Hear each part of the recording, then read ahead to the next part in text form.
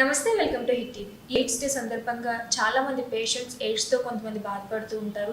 కుటుంబ సభ్యులు కూడా ఎలాంటి ప్రికాషన్స్ తీసుకోవాలి, మా పిల్లల్ని మేము ఎలా కాపాడుకోవాలి అనే టెన్షన్స్తో కొంతమంది ఉంటూ ఉంటారు. ఎలాంటి ఫుడ్ తీసుకోవాలి, ఎలాంటి డైట్ పాటించాలి, ఎలాంటి మెడిసిన్తోనే ఉండాలి అని చెప్పి కొన్ని క్వశ్చన్స్ మార్క్స్ అయితే వాళ్ళంటే ఉంటూనే ఉంటాయి. సో ఇలాంటివన్నీ మనతో పాటు డిస్కస్ చేయడానికి డాక్టర్ హేమంత్ గారు ఉన్నారు. ఆయన అడిగి 10 నిమిషాలు తెలుసుకుందాం. నమస్తే సార్. నమస్కారం. సార్, ఎయిడ్స్ డే సందర్భంగా కొంతమంది పేషెంట్స్ క్లారిటీగా ఉన్నా కూడా ఎంతో కొంత టెన్షన్ వల్ల ఉంటూనే ఉంటుంది. కుటుంబ సభ్యుల్లో ఉంటుంది, మిగిలిన వాళ్ళలో కూడా ఉంటుంది. ఈ జట్టులుగా చూసుకుంటే యంగ్స్టర్స్లో ఎక్కువగా కనిపిస్తుంది ఈ సమస్య. సో దీనికి కారణాలు ఏంటి, ఏమని చెప్తారు? సో ఇప్పుడు దీనికి ఎయిడ్స్ గురించి మనం మాట్లాడుకుంటే అండి, సో చాలామంది జనాల్లో ఉన్న అపోహ ఏంటంటే హెచ్ఐవి అనగా ఎయిడ్స్ అని, ఎయిడ్స్ అంటే హెచ్ఐవి అని, అలా డిఫరెన్స్ ఉంది. సో హెచ్ఐవి వేరు, ఎయిడ్స్ వేరండి. హెచ్ఐవి అంటే అది ఒక viral infection, so human immuno deficiency virus అంటారు. సో ఎయిడ్స్ అనే దానికి సంబంధించింది అది వేరే, అది జబ్బు అనమాట, అది సిండ్రోము. సో ముందు ఈ హెచ్ఐవి అనేది ఒకరి నుంచి ఒకరికి ఎలా ట్రాన్స్మిట్ అవుతుంది అన్న దాని గురించి మనం మాట్లాడుకుంటే, ఒక 10 years బ్యాక్ చూసుకుంటే అండి దీని గురించి బాగా అవగాహన ఇచ్చారు. సో బయట కొటేషన్స్ పెట్టారు. పుల్రాజాకి ఎయిడ్స్ వస్తుందా, హెచ్ఐవి అనగా ఎయిడ్స్ కాదు, ఎయిడ్స్కి మందు లేదు, నివారణ మాత్రమే. సో గవర్నమెంట్ కూడా దీని గురించి ఒక ముందడుగు వేసి ఇలాంటి స్లోగన్స్, ఇలాంటి కొటేషన్స్ బయట జనాలకు అవగాహన పెరగడానికి క్యాంప్స్ ఇవన్నీ చేసి బాగా వరకు చేసిందండి. సో ఇంత చేస్తున్న చాలామందికి వీటి గురించి చాలా వరకు అవగాహన తక్కువగా ఉంటుంది. సో ఎప్పుడైతే ఈ హెచ్ఐవి అనేది ఒకరి నుంచి ఒకరికి ఎలా ట్రాన్స్ఫర్ అవుతుంది అంటే, మెయిన్గా 90% ఆఫ్ ద కేసెస్ ఏంటంటే ఒక స్త్రీ పురుషులు కలయిక వల్ల జరుగుతుందండి. వీళ్ళలో ఎవరికైనా ఎయిడ్స్ ఉంటే ఒకరి నుంచి ఒకరికి ట్రాన్స్ఫర్ అవుతుంది. సో సెమెన్ ద్వారా కానీ త్రూ సెక్సువల్ కాంటాక్ట్ అనేది ఒకరి నుంచి ఒకరికి ట్రాన్స్ఫర్ అవుతుంది. సో రెండోది మనం చూసుకుంటే నీడిల్స్. సో అంతకుముందు మనం చూసుకుంటే అండి ఒక నీడిల్నే ఒక ఇంజెక్షన్ చేసి, ఒక పల్లెటూరుకు మనం చూస్తే ఒక ఇంజెక్షన్ చేస్తారు, మళ్ళీ ఆ నీడిల్ తీస్తారు, వేడి నీళ్ళు వేస్తారు, మళ్ళీ తీస్తారు, మళ్ళీ అదే ఇంజెక్షన్ కనుక సిరింజ్ పెట్టి మళ్ళీ ఇంకొకరికి చేస్తుంటారు. సో ఒక నీడిల్ ప్రాపర్గా వాడకుండా, డిస్పోజ్ చేయకుండా ఒకే నీడిల్ని అందరికీ ట్రాన్స్ఫర్ చేస్తూ ఉన్నప్పుడు, సో వీళ్ళలో ఎవరికైనా హెచ్ఐవి ఉంటే ఒకరి నుంచి ఇంకొకరికి ట్రాన్స్ఫర్ అయ్యే అవకాశాలు ఎక్కువగా ఉన్నాయి. సో మూడోది మనం చూసుకుంటే బ్లడ్ ట్రాన్స్ఫ్యూజన్ అంటారు. సో అంతకుముందు ఇది బాగా పాపులారిటీ ఉండేది, ఇప్పుడు చాలా వరకు తగ్గినాయండి. వైరల్ ఇన్ఫెక్షన్స్ అవన్నీ చేస్తున్నారు. సో ఒకరి నుంచి ఒకరికి బ్లడ్ ద్వారా ట్రాన్స్ఫర్ అవుతూ ఉండేది. సో ఎప్పుడైతే హెచ్ఐవి ఇన్ఫెక్షన్స్ ఎవరికైనా ఉన్నాయో వాళ్ళ బ్లడ్ నుంచి వీళ్ళకి బ్లడ్ ట్రాన్స్ఫ్యూజన్. సో ఇప్పుడు చాలామందికి బ్లడ్ అనేది చాలా వరకు నీడ్గా ఉంటుంది. ఆ నీడ్గా ఉన్నప్పుడు అంతకుముందు ఏంటంటే ఈ వైరల్ మార్కర్స్ అనేది చేసేవాళ్ళు కాదు. హెచ్ఐవి, హెచ్సివి ఇలా వైరల్ మార్కర్లు చేయకుండా బ్లడ్ ట్రాన్స్ఫ్యూజన్ చేసేవాళ్ళు. సో దానివల్ల ఎక్కువగా ట్రాన్స్ఫర్ అయ్యే ఛాన్సెస్ ఎక్కువగా ఉన్నాయి. సో ఇప్పుడైతే చాలా వరకు వైరల్ ఇన్ఫెక్షన్స్ ఉన్నాయా లేదని బ్లడ్ టెస్ట్ చేసే చూస్తున్నారండి. సో బ్లడ్ ట్రాన్స్ఫ్యూషన్ వల్ల కూడా రావచ్చు. సో ఇంకో దాని గురించి మనం మాట్లాడుకుంటే, ఎప్పుడైనా హెచ్ఐవి ఎఫెక్టెడ్ మదర్ ఉంటే త్రూ చైల్డ్కి కూడా వచ్చే ఛాన్సెస్ ఉన్నాయండి. కొన్ని మెడిసిన్స్ అవి వాడుకుంటే చాలా వరకు మదర్ నుంచి చైల్డ్కి ఆపే ఛాన్సెస్ చాలా వరకు ఎక్కువగా ఉన్నాయి. సార్, మీరు చెప్పినట్టుగానే నీడిల్స్ ప్రభావం కొంచెం కనిపిస్తుంది అంటున్నారు. ఈ మధ్య కాలంలో టాటూస్ చాలా ఎక్కువైపోతున్నాయి. యంగ్స్టర్స్లో కావచ్చు, ఎవరైనా సరే టాటూస్ ఎక్కువగా వేసుకుంటూ వస్తున్నారు. మొన్న కొత్తగా న్యూస్ చూస్తే 15 members యంగ్స్టర్స్కి, కాలేజ్ స్టూడెంట్స్కి హెచ్ఐవి సోకింది అని అంటే అన్నట్టుగా తెలుస్తుంది. సో దీన్ని బట్టి టాటూస్ వల్ల ఏమైనా ఎఫెక్ట్ అయ్యే ఛాన్సెస్ ఉంటాయా? సో మనం మాట్లాడుకున్నండి చాలామంది ఈ యంగ్స్టర్స్కి ఎక్కువగా వచ్చే ఛాన్సెస్ ఎలా ఉన్నాయంటే అండి, ఈ సెక్సువల్ కాంటాక్ట్ వల్ల కూడా వస్తుంటాయి యంగ్స్టర్స్కి. సో రెండోది మనం మాట్లాడుకుంటే ఈ టాటూస్ వల్ల కూడా వస్తాయి. సో ఎప్పుడైనా ప్రొఫెషనల్ టాటూస్ కానీ వీళ్ళ దగ్గర ఉన్నప్పుడు ప్రతి ఒక్కరికి ఒక టాటూ వేసిన తర్వాత ఆ నీడిల్ మారుస్తూ ఉంటారు. సో ఆ నీడిల్ ఏమవుతుందంటే స్కిన్లోకి బాగా ఇంజెక్ట్ అవుతుంది. So permanent tattoo, so temporary tattoo అయితే స్కిన్ యొక్క ఎపిడెర్మిస్ లేయర్ ఆ లేయర్ వరకే ఉంటుంది. సో పర్మనెంట్ టాటూ వేసుకున్నప్పుడు కొద్దిగా డీప్గా వెళ్తుంది ఆ ఇంక్ అనేది. సో ఆ నీడిల్ అనేది డీప్గా ఇంజెక్ట్ అవ్వటం వల్ల దాని నుంచి బ్లడ్ అనేది ఆ నీడిల్లోకి వచ్చే ఛాన్సెస్ చాలా వరకు ఉన్నాయి. సో దీనివల్ల ఏం చేసేవాళ్ళంటే ఒకరి నుంచి ఒకరికి టాటూ వేయటం, ఒకరి దగ్గర నుంచి ఇంకోరి దగ్గర నుంచి ఇంకోరికి, ఆ నీడిల్ మార్చకుండా ఆ టాటూని అలా చేస్తుంటే సో యంగ్స్టర్స్కి వచ్చే అవకాశాలు ఎక్కువగా ఉన్నాయి. దీంతోపాటు మనం మాట్లాడుకుంటే ఇప్పుడు యంగ్స్టర్స్, యువత డ్రగ్స్కి వీటికి చాలా వరకు అలవాటు పడిపోయారండి. సో వాళ్ళు ఏం చేస్తారంటే ఇక్కడ వెయిన్స్కి ఆ డ్రగ్స్ ఇంజెక్షన్ వేయించుకొని అదే తీసేసి అదే నీడిల్తో ఇంకోళ్ళు ఇంజెక్షన్ చేసుకోవటం. సో ఒకరి నుంచి ఒకరికి అలా ఇంజెక్షన్స్ ద్వారా కూడా ట్రాన్స్ఫర్ అవుతుంది. సో అంతకుముందు ఏదైనా హాస్పిటల్కి వెళ్ళడం, ఏదో చిన్న సెక్టార్లో ఉన్నప్పుడు డాక్టర్ వల్ల కానీ, ఆర్ఎంపీ డాక్టర్ వల్ల కానీ, వీళ్ళ వల్ల అంటే అన్హైజీనిక్గా ఉండకపోవటం వల్ల వచ్చే ఛాన్సెస్ ఎక్కువగా ఉన్నాయి. సో వాటి మీద అవగాహన లేని వాళ్ళ మీద వచ్చే ఛాన్సెస్ ఉన్నాయి. కానీ ఇప్పుడు ఏమవుతుందంటే ఈ డ్రగ్స్ వల్ల కానీ, ఈ డ్రగ్స్కి బాగా బానిస పడిపోయారు. సో దాని నుంచి ఒకరి నుంచి ఒకరికి ఈజీగా ట్రాన్స్ఫర్ చేసుకున్నారండి ఆ నీడిల్స్ పెట్టుకొని. అదే కాదు సార్, అంటే ఇప్పుడు నీడిల్స్ పరంగా చూసుకున్నా కూడా అంటే ఇప్పుడు యంగ్స్టర్స్ ఎక్కువగా ఇంట్రెస్ట్ చూపిస్తున్నారు. డ్రగ్స్ విషయం ఒకటి, వైజాగ్లో కాస్త ఎక్కువైందనే చెప్పుకోవాలి. డ్రగ్స్ కానీ గంజాయి కానీ ఎక్కువగా ఇవి జరుగుతూనే ఉన్నాయి. సో ఇలాంటి సందర్భాల్లో ఒకవేళ ఒక పేషెంట్ కానీ ఎఫెక్ట్ అయినప్పుడు ఎట్లా, అలా ఆ పేషెంట్ తీసుకోవాల్సిన జాగ్రత్తలు ఏంటి, నెక్స్ట్ వాళ్ళకి అంటకుండా చేసుకునే జాగ్రత్తలు ఏంటి? సో ఇందాక మనం మాట్లాడుకున్నట్టు ఈ 4 వేస్లోనే ట్రాన్స్ఫ్యూషన్ అవుతుంది. త్రూ సెక్సువల్ కాంటాక్ట్ వల్ల కానీ, నీడిల్స్ వల్ల కానీ, బ్లడ్ వల్ల కానీ, ఫిమేల్ అయితే దాని నుంచి మొదటికి ఈ 4 వల్లే ఒకరి నుంచి ఒకరికి ట్రాన్స్ఫర్ అవుతూ ఉంటుంది. అంతేగాని సలైవా వల్ల కానీ, అంటే నోటి నుంచి వస్తున్న ఉమ్ము వల్ల కానీ, సో వాళ్ళు వాడుతున్న బెడ్షీట్స్ దగ్గర నుంచి ఇంకోళ్ళకి రావటం కానీ, వాళ్ళు తిన్న కంచంలో ఇంకోళ్ళు తినటం కానీ, సో వాళ్ళు వాడుతున్న వాష్రూమ్స్లో ఇంకోళ్ళు వాడటం వల్ల కానీ, సో దీనివల్ల అనేది వీటి ట్రాన్స్ఫర్ అయితే ఏమవ్వండి.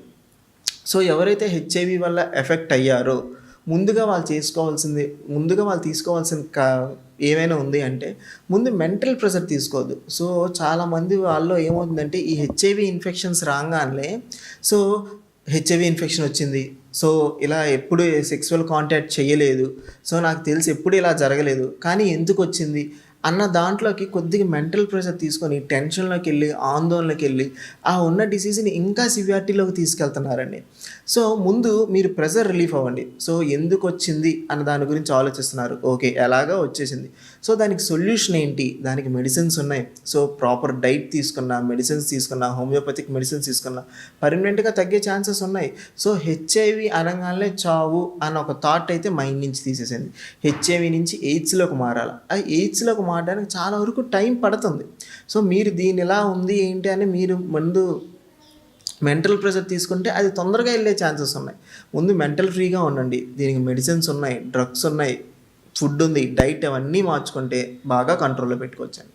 ఓకే సార్, ఇప్పుడు మీరు అన్నట్టుగా ఎయిడ్స్ ప్రభావం చూసుకుంటే ఇంతకు ముందు కంటే ఇప్పుడు ప్రభావం చాలా తగ్గిందనే చెప్పుకోవాలి. అవగాహన కూడా చాలా పెరిగింది అందరిలో కూడా. లైక్ మిగిలిన విషయాల్లో కేర్ తీసుకోవడం కానీ, పేషెంట్స్ని కాస్త కామ్ డౌన్ చేయడం కానీ, వాళ్ళకి వాళ్ళ ప్రికాషన్స్ తీసుకోవడం కానీ చాలా ఎక్కువగా పెరిగిందనే చెప్పుకోవాలి. కానీ మీరన్నట్టు ఇందాక అంటే వాళ్ళు తిన్న కంచెను తింటే వస్తుందేమో, సలైవా ద్వారా వస్తుందేమో, ఇలాంటి కొన్ని అపోహలు చాలా ఎక్కువైపోయాయి.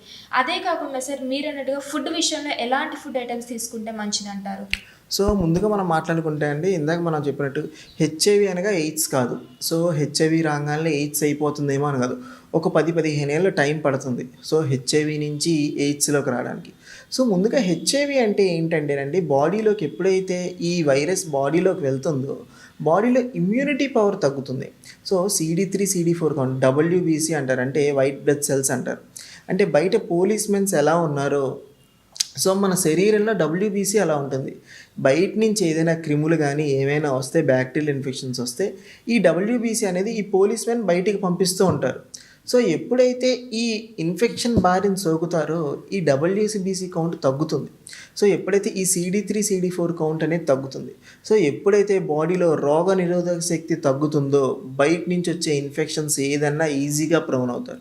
సో ఫీవర్ వచ్చినా తొందరగా తగ్గదు, జలుబు వచ్చినా తొందరగా తగ్గదు, కొంతమంది నోట్లో పుండ్లు పడిపోతూ ఉంటాయి, వీక్నెస్ ఎక్కువ అవుతూ ఉంటుంది. 90% ఆఫ్ పీపుల్కి వీక్నెస్ లాగానే ఉంటుంది. సో దేనికి వీక్నెస్ వస్తుందంటే ఈ ఇమ్యూనిటీ పవర్ తగ్గిపోవటం వల్ల. సో దీనికి ఎలాంటి డైట్ తీసుకుంటే ఎలా కంట్రోల్ ఉంటుందని మనం చూసుకుంటే వీలైనంత వరకు నేచర్కి సంబంధించిన ఫుడ్స్ ఎక్కువ తీసుకోవడానికి ట్రై చేయండి.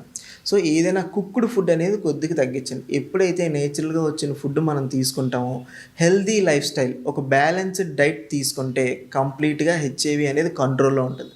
సో హెచ్ఐవి నుంచి ఎయిడ్స్లోకి మారడానికి టైం పడుతుంది. ఈ గ్యాప్లోని మీరు డైట్ కానీ ఇవన్నీ జాగ్రత్తగా మార్చుకుంటే సో ఎయిడ్స్లోకి వెళ్ళడానికి ఇంకా చాలా వరకు ఛాన్సెస్ ఉన్నాయి. కొంతమందిలో హెచ్ఐవి నుంచి ఎయిడ్స్ కుండా వెళ్ళకుండానే హెచ్ఐవిలు తగ్గిపోయే అవకాశాలు కూడా ఎక్కువగా ఉన్నాయి. సో బ్యాలెన్స్డ్ డైట్ అనేది తీసుకుంటూ ఉండాలి. సో నేచురల్ ఫుడ్స్ ఎప్పుడైనా మార్నింగ్ లేవగానే సో టిఫిన్స్ అనేది స్కిప్ చేయండి, జ్యూసెస్ పెట్టుకోండి, ఏదైనా ఆమ్లా జ్యూస్ కానీ, ఏదైనా spinach, green leafy vegetable juices కానీ, ఇలాంటి జ్యూసెస్ ఏదైనా పెట్టుకోండి. విటమిన్ సికి సంబంధించింది ఎక్కువగా తీసుకోవడానికి చూడండి ఎర్లీ మార్నింగ్ లేవగానే. సో మధ్యాహ్నం ఫుడ్ మనం చూసుకుంటే so rice content, millets content కొద్దిగా తగ్గించి కూర ఎక్కువ తీసుకోవడానికి చూడండి. ఏదైనా కూరలో, ఆహారంలో కొద్దిగా వరకు సాల్ట్, ఉప్పు తగ్గించి ఎక్కువ తీసుకోవడానికి చూడండి. సో ప్రోటీన్ ఫుడ్ కూడా కావాలి. పన్నీర్, రాజ్మా ఇలాంటి ప్రోటీన్ ఫుడ్ కూడా కావాలి. సో ఈవినింగ్ పూటకి వెళ్ళిపోతే అండి ఫ్రూట్స్ అండ్ సలాడ్స్ పెట్టేసుకోండి. కన్ఫీన్గా fruits and salads. So carrot, beetroot, కీరా, ఫ్రూట్స్, వాటర్ మెలన్స్ అన్ని ఆహారాలు తినచ్చు. సో మీరు ఎప్పుడైతే ఒక రోజు మొత్తం మీద సో మార్నింగ్ నుంచి ఈవినింగ్ దాకా చూసుకుంటే మార్నింగ్ లేవగానే జ్యూస్ తీసుకోండి. మార్నింగ్ ఒక 8 to 9 మధ్యలో జ్యూస్ తీసుకోండి. సో ఒక జ్యూస్తో మీకు కడుపు నిండొచ్చు అనిపించలేదు, ఒక 2 to 3 జ్యూసెస్ తీసుకోండి. మధ్యాహ్నం డైట్కి వస్తే 12, 1 ఆ లోపు ఆహారం తక్కువ తీసుకొని, అన్నం తక్కువ తీసుకొని, కర్రీ ఎక్కువ తీసుకోండి. సో ప్రోటీన్, పన్నీర్, రాజ్మా ఇలాంటివి. మామూలు ఏ కూరగాయలన్నా కర్రీ ఎక్కువ తీసుకొని రైస్ కంటెంట్ తగ్గించండి. ఈవినింగ్ 6కి వచ్చే టైంకి ఫ్రూట్స్, వెజిటేబుల్ సలాడ్ తీసేసుకోండి. సో దీనివల్ల మీకు ఏమవుతుందంటే బాడీలో ఈవినింగ్ 6 నుంచి నెక్స్ట్ డే మార్నింగ్ 8 దాకా ఉంటారు. సో ఈ బాడీలో ఈ టైంలోని మీరు ఏమీ ఫుడ్ ఏం తినరు. So one type of intermediate fasting type. ఏమీ తీసుకున్నందువల్ల బాడీలో ఇమ్యూనిటీ పెరుగుతుంది, రోగ నిరోధక శక్తి పెరుగుతుంది. సో ఎప్పుడైతే స్టమక్ ఎంటీగా ఉంటుందో రోగ నిరోధక శక్తి పెరుగుతుంది. సో దానివల్ల మీ WBC count, CD3, CD4 count అనేది కంప్లీట్గా పెరుగుతూ ఉంటుంది. ఓకే సార్, దీని ప్రభావం అంటే ఈ మధ్యకాలం ఇంజెక్షన్స్ వస్తున్నాయి అంటున్నారు, మెడిసిన్స్తో క్యూర్ అయిపోతుంది. సో HIV పేషెంట్స్ కంటే ఒక విధంగా చెప్పాలంటే ధైర్యాన్ని ఇస్తున్నారు. కానీ పూర్తిగా కొంతమంది ఏంటంటే దాన్ని నమ్ముతున్నారు, అంటే క్యూర్ అయిపోతుంది, ఇంజెక్షన్స్ వస్తున్నాయి, సో ఆల్టర్నేటివ్ లైఫ్ ఉంటుంది. అసలు నిజంగా ఉందంటారా క్యూర్? సో మనం దీని గురించి మెడిసిన్స్ గురించి మాట్లాడుకుంటే అండి, ఇంకా మెడిసిన్స్ కంప్లీట్గా దీనికి ఈ హెచ్ఐవికి ఈ మెడిసిన్ అన్నట్టుగా ఇంకా కంప్లీట్గా మార్కెట్లోకి ఏది రిలీజ్ అవ్వలేదండి. ఏదైనా నేచురల్గా మీ బాడీ ఇమ్యూనిటీ పెంచుకోవడానికి మాత్రమే ట్రై చేయండి. సో ఎప్పుడైతే మీ బాడీలో ఇమ్యూనిటీ పెరుగుతుందో అప్పుడే కంప్లీట్గా ఆల్రెడీ అవుతుంది. కొంతమంది ఎయిడ్స్ ఉన్న వాళ్ళకి ఏంటంటే CD4 కౌంట్ అనేది పడిపోతూ ఉంటుంది. సో ఎప్పుడైతే ఈ న్యాచురల్ డైట్ తీసుకోవటం, ఇప్పుడు కొంతమందిలో CD4 కౌంట్ బాగా 500 కన్నా బిలో పడిపోతుంది, వాళ్ళకి ఇమ్యూనిటీ బాగా పడిపోతుంది. వాళ్ళు రెట్రోవైరల్ డ్రగ్స్ అంటారు. గవర్నమెంట్ మీ అందరికీ రెట్రోవైరల్ డ్రగ్స్ అనేది ఇస్తుంది. బాగా ఇమ్యూనిటీ పడిపోయిన వాళ్ళకి, బాగా CD4, CD3 కౌంట్ పెరిగిపోయిన వాళ్ళకి రెట్రోవైరల్ డ్రగ్స్ ఉన్నాయి. సో ఇలాంటి డ్రగ్స్ వేసుకుంటే ఇమ్యూనిటీ పెరిగే ఛాన్స్ ఉన్నాయి. సో హోమియోపతిలో కూడా ఈ హెచ్ఐవికి సంబంధించిన బెస్ట్ మెడిసిన్స్ ఉన్నాయండి. సో ఒక హోమియోపతిక్ మెడికల్ కాలేజీలోని క్రోటాలస్ హారిడస్ అనే మెడిసిన్ వచ్చిన పేషెంట్స్ అందరికీ ఇచ్చి ఫస్ట్ జనరల్గా హోమియోపతి సిమ్టమ్స్ పరంగా మందు ఎలా ఇస్తారంటే పేషెంట్ యొక్క సిమ్టమ్స్ అన్నీ తీసుకొని మన మందుకి దేనికి సంబంధించింది అన్న మందు ఒక అవగాహన తెచ్చుకొని ఆ మందు అనేది ఇవ్వటం జరుగుతుంది. సో ఈ క్రోటాలస్ హారిడస్ అనే మెడిసిన్ అందరికీ ఇవ్వటం జరుగుతుంది. 100లో ఒక 90% ఆఫ్ పీపుల్కి CD3, CD4 కౌంట్ చాలా వరకు పెరిగిందండి. సో JSPS హోమియోపతిక్ మెడికల్ కాలేజ్లో దీని గురించి ఒక అధ్యాయం చేశారు. సో అందరికీ ఈ మందు వల్లే పెరుగుతుందని కాదు, కానీ హోమియోపతిలో కంప్లీట్గా దీని వైరల్ లోడ్ని తగ్గించి ఇమ్యూనిటీని పెంచే అవకాశాలు ఎక్కువగా ఉన్నాయి. మీ లైఫ్ స్టైల్ మార్చుకొని డైట్ చేస్తూ కంప్లీట్గా మెడిసిన్స్ వాడండి. ఈ హెచ్ఐవి అనేది చాలా వరకు కంట్రోల్లో ఉంటుంది. Thank you sir, thank you so much. అంటే కొంతవరకు అవగాహన ఇచ్చారని అనుకుంటున్నా. కొంతమంది ఎవరైతే భయంతో ఉంటున్నారో, వెరుకుతూ ఉంటున్నారో వాళ్ళందరికీ thank you so much. Thank you. Video కనుక మీకు నచ్చినట్లయితే లైక్ చేయండి, షేర్ చేయండి. మరిన్ని వీడియోస్ కోసం మా ఛానల్ని సబ్స్క్రైబ్ చేయండి. మీ అభిప్రాయాలు మాకు కామెంట్స్ రూపంలో చెప్పండి. మరిన్ని వీడియోస్ కోసం మా ఛానల్ని సబ్స్క్రైబ్ చేయండి.